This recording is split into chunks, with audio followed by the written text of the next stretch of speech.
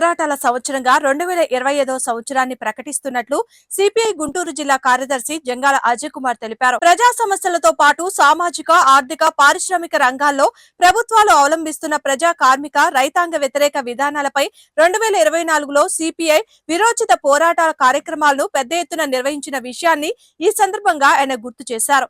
మల్లయ్యలింగం భవన్ లో మంగళవారం ఏర్పాటు చేసిన విలేకరుల సమావేశంలో ఆయన మాట్లాడారు. అలాగే అంబేద్కర్ ని అవమానపరిచినటువంటి అమిత్ షా తక్షణమే రాజీనామా చేయాలి లేదా ప్రభుత్వం బర్తరఫ్ చేయాలి. అలా బర్తరఫ్ చేసే వరకు భారతదేశంలో ప్రజాందోళన కార్యక్రమాన్ని వామపక్షాల నేతృత్వంలో కలిసొచ్చే రాజకీయ శక్తుల్ని, సంస్థల్ని కలుపుకొని ముందుకు సాగాలని ప్రతిజ్ఞ పోవడం జరిగింది. మన రాష్ట్రంలో అత్యంత దౌర్భాగ్యం, బలహీనమైనటువంటి ప్రభుత్వ అధికారులు, బలహీనమైనటువంటి ప్రతిపక్షం అధికారులు కనీసం తప్పుని తప్పు అని చెప్పలేని దుస్థితిలో చంద్రబాబు ఉన్నారు. తప్పుని తప్పు అని చెప్పలేని దుస్థితిలో పవన్ కళ్యాణ్ ఉన్నారు. తప్పుని తప్పు అని చెప్పలేని దుస్థితిలో జగన్మోహన్ రెడ్డి ఉన్నారు. ఇవాళ అధికార ప్రతిపక్ష పార్టీలు మొత్తం నరేంద్ర మోడీకి మీ బాంచందర కాల్మోక్త అనేటటువంటి ప్రశ్నలో వ్యవహరిస్తూ ఉన్నారు.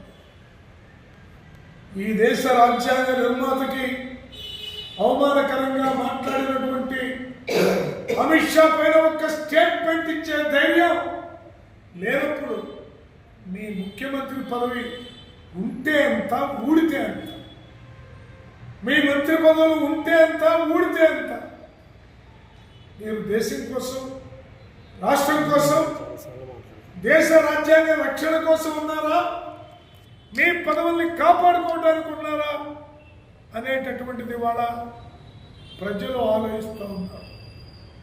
ప్రజలు, ప్రజాస్వామిక వాదులు వీళ్ళ అవకాశవాద పరాకాష్ఠని మీడియా మిత్రులందరికీ నమస్కారం. 2024కి వీడ్కోలు, 2025 సంవత్సరానికి స్వాగతం పలుకుతూ ఈ 2024లో అనేక ప్రజా సమస్యల మీద, సామాజిక, ఆర్థిక, పారిశ్రామిక రంగాల్లో ప్రభుత్వాలు అవలంబిస్తున్నటువంటి అనేక ప్రజా వ్యతిరేక విధానాలకు నిరసనగా సిపిఐ నేతృత్వంలో పెద్ద ఎత్తున పోరాట కార్యక్రమాల్ని నిర్వహించడం అనేది జరిగింది. అలాగే రాబోయే ఈ 2025 సంవత్సరం మొత్తం ప్రజా పోరాటాల సంవత్సరంగా సిపిఐగా ప్రకటిస్తూ ఉన్నాం. ముఖ్యంగా దేశానికి అత్యంత ప్రమాదకరమైనటువంటి పరిస్థితులు ఏర్పడుతున్నాయనడానికి అనేక సంకేతాలు 2024లోనే చూడటం అనేది జరిగింది. దేశంలో అధికారంలో ఉన్నటువంటి నరేంద్ర మోడీ ప్రభుత్వం దేశంలో ఉన్నటువంటి పేద వర్గాలు ఆకలితోటి అలవటించేటటువంటి దశ చూసాం. అలాగే కార్మికులు వాళ్ళ యొక్క పనులు కోల్పోయి ఫ్యాక్టరీలు మూతపడి కూడా మరి సిపిఐ నగర సమితికి సహకరించిన మీడియా మిత్రులందరూ కూడా ధన్యవాదాలు తెలియజేస్తా ఉన్నాం. రాబోయే కాలంలో కూడా మరి పోరాటాలకు మద్దతు చెప్పాలని మీడియా మిత్రులను కోరుతూ ఏదైతే 2024లో మరి అనేక ఉద్యమాలని సిపిఐ ప్రజల పక్షాన చేయడం జరిగింది. ఏదైతే మరి ఎన్నికల ముందు ఒక పక్క మోడీని సాగనంపాలని మరి రాష్ట్ర ప్రభుత్వం మరి జగన్మోహన్ రెడ్డి గారిని మార్చాలని కూడా సిపిఐ ఆ రోజున మరి పోరాటం అనేక విధాలుగా ఆ రోజున 9 సార్లు విద్యుత్ ఛార్జీలు పెంచిన జగన్మోహన్ రెడ్డి గారికి, అట్లాగే మతోన్మాదంతో ముందుకెళ్తున్న మరి మోడీ గారికి వ్యతిరేకంగా మరి పోరాటం నిర్వహించాం. అనంతరం పరిస్థితులు మరి కూటమికి అనుకూలించాం.